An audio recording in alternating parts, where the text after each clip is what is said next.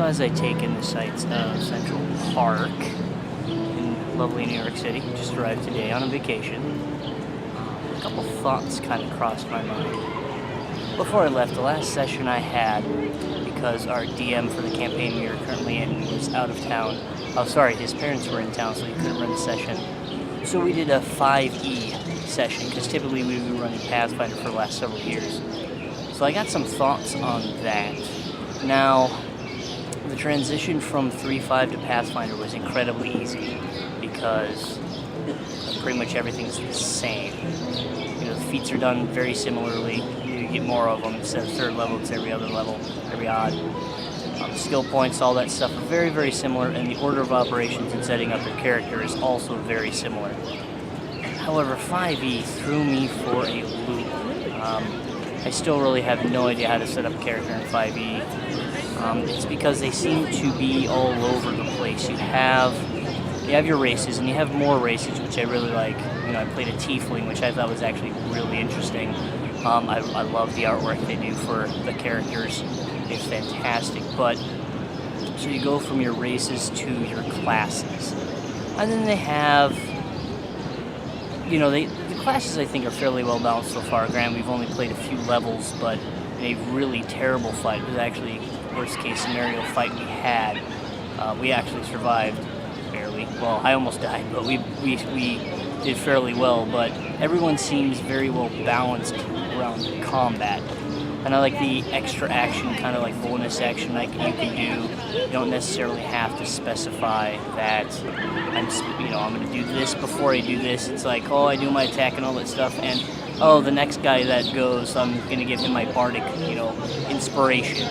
I really did enjoy that. However, setting up the characters, usually you got your archetype and all that stuff. You know which one to go with. Well, this one, it seemed like I was flipping back and forth between, from the class, from the race section, all the way to basically towards the end of the book where they're actually talking about the individual, I guess you could say, archetypes for each class. I think I went with an entertainer for my bard, but I had set up a whole background. It's in the background section, that's section 10. So I set up a kind of a random background. It really didn't make any sense to me. And then I started flipping further through, and I got to see all the background information for the specific class I was going to play, the bard that I was playing. And that, to me, just seemed really disjointed. I think it would make a lot more sense in the actual character, or in the actual class section, but that's just me. I mean, it's mostly unfamiliarity is why I'm having a difficult time with it, but it just felt like I had to flip back and forth to create my character, and it was quite frustrating trying to figure that out. And also, I've come to understand, because some of our some of the players in this session were able to do it, but reactions are completely confusing to me. Bards don't get it till third level, so I think I have one, but I'm not entirely sure yet. I can't remember what we did, because that's kind of like was the end of the session. It was a one-off, like I said, because our DM was unavailable to run. But reactions do seem very interesting. And so this doesn't really tie in, but it is related to 5e and D&D in general. And it's a random thought I had as I'm walking through, like I said, the absolutely stunningly beautiful Central Park in New York City is the artwork associated with role-playing games. Now, 3.5 is where I primarily got my start in D&D. And I love 3.5. I thought it was a blast. However, when you're going through like the monster manual and all that stuff, you could go pages and pages through the monsters without seeing a single picture of a monster. It's really quite frustrating because when you're trying to get a picture in your mind of what this heinous beast you happen to be fighting is, you have no idea. So it's all based on descriptions. Granted, if you have a really good GM, they could explain it fairly well, but it still leaves a lot to the imagination. Now, where I think Pathfinder did a lot better is that every single monster has art associated with it, and it's beautiful. The artists at Pathfinder are phenomenal at what they've done. But another thing that Pathfinder did well, not counting the art, is that pretty much every page is a monster. In 3.5, I remember you could have on a single page 3-4 monsters. And it was confusing trying to flip through them because you might miss something and then you're in the next monster. You're like, wait, this information's not right. Or the information will carry on to the next page, and you know the GM running is having to flip through pages, and you're like, oh my gosh, you can't keep up because the information's not basically chopped up uniform like it is in Pathfinder. And I thought they did an excellent job with that, where you got your monster, all of its abilities, all that in one shot. Sorry, public area, so people walking around, I'm kind of nervous. So Pathfinder, every monster has art, and it's all organized incredibly well. 5e, the very first time I flipped through, I haven't had much chance to flip through the monster manual, but when I flipped through the player's guide, they've really, in my opinion, stepped up the art for their characters and all that stuff. The art in the 5e player's manual is phenomenal. I have not seen, and granted my exposure is very limited, but so far I've not seen better artwork in any tabletop role-playing game I've played yet. And it's very limited, so I'm not saying there isn't better art. I'm pretty sure there is. Granted, I'm virtually certain there is, but I'm limiting it to the Shadowrun. I think 3E I played, Pathfinder 3.5, D&D 3.0. Very little 2.0, just with some Council of Elders. Little bit of Vampire. So basically, mostly I'm drawing my knowledge of the art that is in these role-playing games by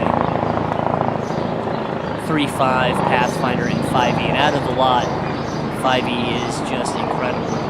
And that reminds me, like, one thing, when we first got 5e, to my group, there's a couple of us, we have to get all the books. That was the very first comment my good friend who has been gaming almost as long as I've been alive has told me. He looked through it and he said that it's just got amazing artwork, and that can actually draw people in to tabletop role-playing. I haven't really talked about that at all on my blog yet. I do want to write a post about the beauty in games and how that can be a draw, but that wouldn't just be like a video game or computer game, video game, board game. Board game probably not so much, but primarily when we talk about beauty in games, we're referring to video games. Like Elite Dangerous is just flat out gorgeous.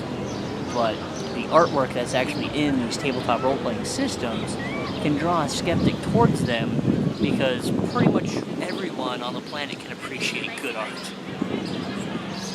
And that's just kind of my, as I'm walking through this gorgeous park, just kind of thought that came into my head that, the artwork, I think, can drive a lot of people towards one system or the other. If they have an idea of what they want to play, and if one book's got really good artwork and the other one doesn't, they'll probably go with the book that has really good artwork.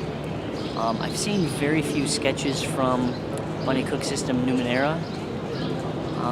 I do have the handbook, the player handbook for that, but unfortunately I haven't had much of a chance to, pop it out and start flipping through it just to see what's what. And that kind of ties into another thing that I've been thinking about. Like, I read a lot of forums and a lot of blog posts and all that stuff, and people going through numerous different systems that they're playing. And I'm just realizing that my knowledge and my experience in all these is very, very limited. Pretty much just the D&D. And that's really kind of sad, because there's so much out there. I mean, I did have one session in Lamentations of the Flame Princess, and I did do a Rokugani campaign, but that was so long ago I didn't actually remember that till now.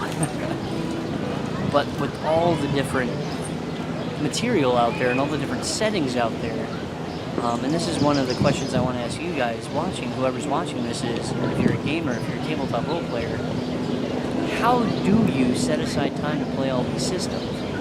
I like being in a campaign, so there's some consistency throughout that, say once a week, my group meets once a week, that we will every week be continuing on the campaign. That's what I really like, but it really limits you to what systems you can play. Sorry, helicopter.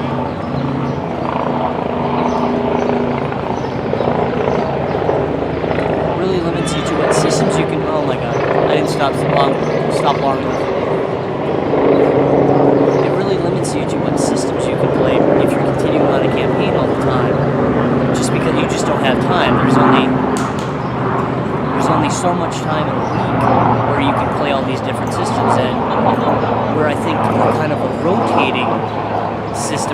campaign, if you will, where every other week, or say 3 weeks in a row, basically every third week you play the same campaign. So you could essentially have 3 campaigns going on at the same time, and you just go 2 weeks in between, but in those 2 weeks you've been playing a different campaign in a different system.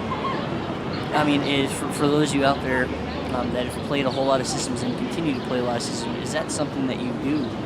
Is there any risk of getting lost when you switch between the two?